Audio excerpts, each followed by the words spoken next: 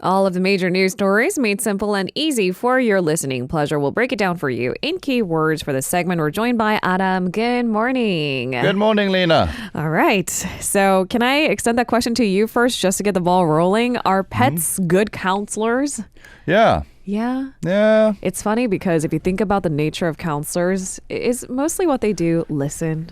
Yeah. I mean, that's kind of like a kind of stereotype. They just listen and just nod and say, And how does that make you feel? Which is not how my counselor reacted, by the way. But that is a stereotype. Yeah, that is a bit of a stereotype. If Yeah. it's a human, interestingly, it feels as if they're not really listening attentively, and it seems that they're not really sincere. For pets, it's a different story. You think so? Yeah, I don't know. It's more therapeutic than anything else. I mean, that's why it's called pet therapy after all. Right. And some people are allowed to, board a plane with their therapy dogs. That's a thing. But I think dogs and I think cats as well. Yeah. I haven't raised a cat, so I don't know quite what the cats are like. But for dogs anyway, I feel that they do, they are capable of reading our emotions. Human emotions. And kind of, expressing their feelings or responding to it. I think so too. The owner. It's almost as if they mirror the owner's emotions too. Some are more intuitive like that, and I heard evolution has something to do with it too. We've, shared maybe a space, maybe hunting grounds even not too long ago. For me, not in my lifetime, but you get the gist of it. We've interacted for so many generations that maybe they can read human emotions. Yeah, I mean, they're also a lot of work. Oh, God, don't get me started. We'll be here all day. All right, guys. So give us your 2 cents. Don't be swayed by us. We're both dog owners. Maybe you're a cat lover. Give us your 2 cents. Let's jump into keyword news. We're going to get a look at Suning Day first. This is our first pick of the day. D-Day. It sounds so daunting when you put it. I don't know why I did it in that voice, but all right, but I'm sure that's how some students and test takers feel today. Today, more than 500,000 high school seniors and graduates are set to take this year's College Scholastic Ability Test. That's the country's college entrance exam. What should we know? Well, I'd like to say, just straight off the bat, good luck, because they are entering the exam room possibly as we speak. You're right. This is the second CSAT to be taken during the pandemic.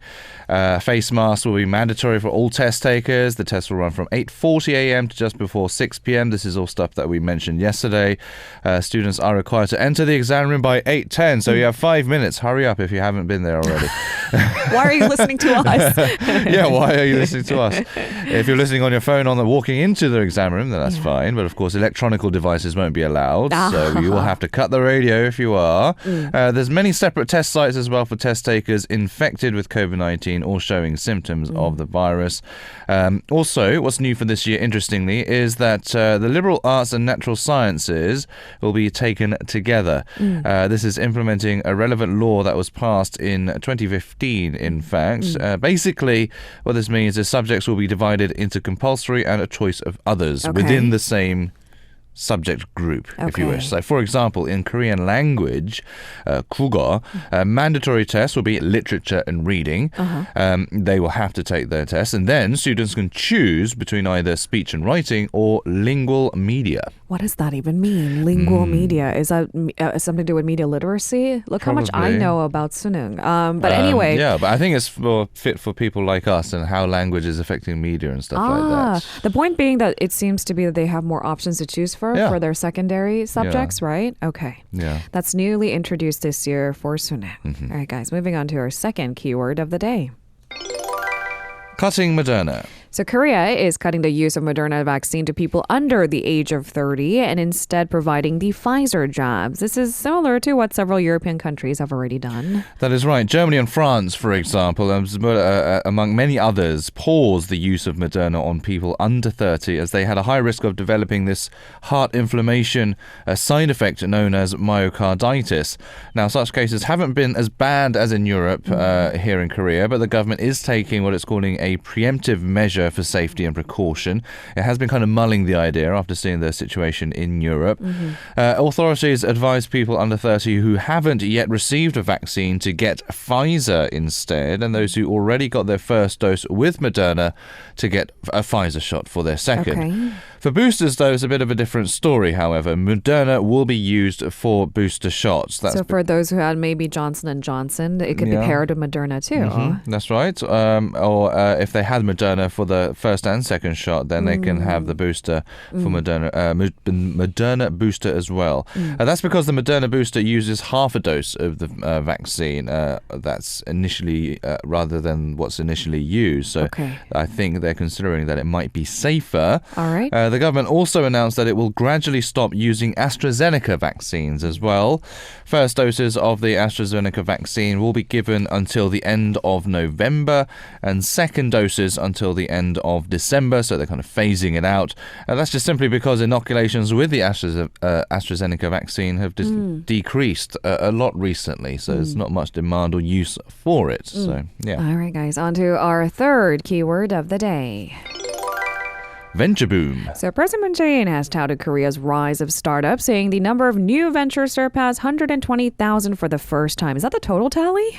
It is. I mean, it is a lot of ventures that are happening. Moon said venture businesses are at the forefront of what he called global digital innovation in the post-pandemic era. He was speaking at an opening ceremony of the nation's largest exhibition for startups called Come Up 2021. The president added that global investments reached a record amount this year as well. He also noted that the number of unicorn companies, which refer to unlisted startups with a valuation of more than 1 trillion won, have also increased. So that's certainly a good accomplishment there. Of course. Moon pledged also government support to make sure that these startups don't remain startups, but they develop, of course, into larger companies, which is the goal of all startups, and fuel what he called the second venture boom. Stating the obvious. I know. I mean, I don't really like that term startup, though. Why not? Don't you think in general, the connotation of the word has evolved and it seems to be a little bit more trendy? Yeah. But when do you make that transition from a startup to a full-fledged, let's say, conglomerate, to be extreme? I mean, usually the easiest way to gauge that is employee numbers, right? Which I guess could also be misleading or a little bit too simplified. So I understand your concerns. I like to call it venture. Why don't people use venture more often? And we are trying. Or a new business. All right, we're trying. All right, so sorry, I'm being picky. They're both the same thing, but you're absolutely right in that words mean something. And so where do you draw the distinction between startup and a much bigger company that's a fully fledged company? My nitpicking aside, basically new businesses are propping up more often than ever in Korea, which is good news. And it turns out Korea does have a good support system for these startups. I hesitate to say. All right, on to our fourth keyword of the day. Carbon neutrality. So the Korean government has announced more specific plans to go carbon neutral by 2050, a blueprint, if you will. What's the latest? Yeah, I'll just go over the basic kind of details. But the government is looking to expand the number of carbon-free power plants using clean energy. It also pledged for more R&D into improving efficiency of power generation from renewable sources as well. The government will invest 30% of the industry ministry's R&D budget by the year 2030 to achieve that goal.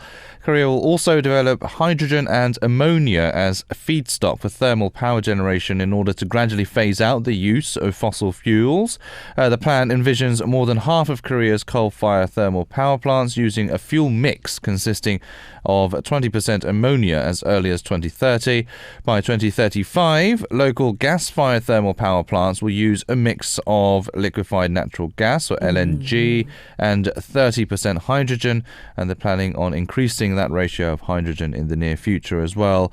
So not just a drastic, sudden change, but they're gradually easing into it, using a mix of fossil fuels and renewable energy, and hopefully the balance will, or the ratio of the two will kind of shift. All right, on to our fifth keyword of the day. Soaring Jeonse prices. With real estate prices soaring and restrictions on mortgages, buying a house or even leasing a property using the Jeonse system is becoming nearly impossible, especially in regions like the capital city. This is leading to more people renting houses instead of paying a substantial amount on a monthly basis. Yeah, and it is a substantial amount, but it actually works out to be possibly cheaper than this Jeonse. More people are going to this Wose, the monthly rental system, than Jeonse. Just for people who don't know what Jeonse is it's basically a deposit-based leasing system. So you pay a certain down payment for, say, a 2-year contract. After that contract ends, you get that down payment back. With no extra, basically, payment. So for anyone who has a lump sum of money, this was a great deal, especially when Korea's economy was, growing and growing and booming. This worked. But that's right. we've been talking about how Jeonse was on its way out because Jeonse prices started to level that of just buying a home. House, right. But anyway, I guess it is also about the pace of it all. It's happened all too quickly and abruptly, and just homes are just unaffordable in many cases. That's right. Not just for house purchases, but for Jeonse as well. There has been a lot of restrictions because, as you said, that gap has narrowed, and there's been a lot of... That's in order to kind of prevent these kind of gap investments, or 갭투자 as they say in Korean. I won't go into too much detail into what that is, but that was the purpose of why these Jeonse prices were, or this Jeonse was hard to get a hold of. Sure. But of course it has backfired a little bit. And now, according to the Korea Real Estate Board, last month the supply and demand index of 월세 houses, or monthly rental houses, came to 110.6. That's 0.6 points higher than the previous month. What does all those numbers mean? Well, this basically means that there is more demand for monthly rentals. So if you have a 100 as a middle point, 0 as low, and 200 that kind of scale, basically the closer you are to 200 basically means there's more demand for it. All right. And closer to 0 of course means there's less demand for it and more supply. And purchases of Jeonse and Jeonse transactions have fallen as well, along with purchases, because of these high prices. So that's why more people are moving to these monthly rentals, and also more people are moving out of the capital outright to find cheaper places. But even house prices in those areas outside of Seoul are rising as well to kind of crazy levels, especially some hot spots like Wire and Dongtan and places like that. It's just crazy at the moment. It does have quick access to Seoul City, so you can only imagine. And Gwangmyeong, Ilsan, and all those places. There was a time when it was slightly more affordable. It seems that that's no longer the case. There are less options there too. Yeah. All right, we'll leave it there for now, but certainly not the end of it. I mean, going into that important election next year, this will be continuously a heated debate, right? How do we alleviate the housing bubble, essentially? On to our last keyword of the day. Squid Game record. Netflix's mega hit Squid Game has hit another impressive milestone. Run us through the details. I chuckle because these statistics are released by Netflix. Yeah, I know, but...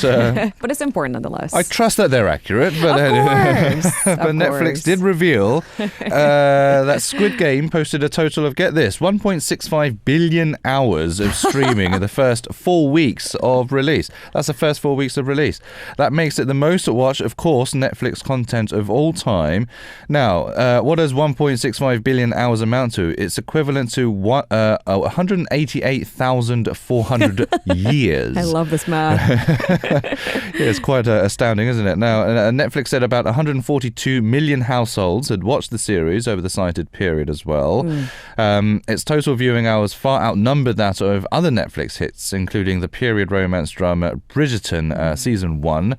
The Spanish crime drama Money Heist Part 4 placed second on the non-English TV show ranking, generating 619 million hours of viewing, which seems just petty compared to the 1.65 billion hours. So, that Squid Game had generated in just 4 weeks. Exactly. I've got to say, that despite what this is actually meant to do, which is probably create more buzz for Netflix series, I think it does maybe vouch for Korean content at an important time where a lot of these streaming sites are debuting in Korea for the first time too. Yeah, and just to note, this is a new kind of system and website that Netflix put out, a new system in which they kind of gauge on how successful a show is based on the watching hours rather than just viewership or clicks, if you will. Exactly. Because that could mean that someone just literally just played the credits and then turned it off, but they're kind of doing away with that system. Right. So it certainly does show, in this case, that it has been very successful. Step aside TV ratings. This is how we do it now. Thanks, Adam. I'll see you tomorrow. See you tomorrow. If you're listening to our program using the podcast service, just a reminder that we do go live Monday through Friday, 7 a.m. Korea Standard Time. So tune in and help us make the show more informative by giving us your input. See you bright and early on Good Morning Seoul.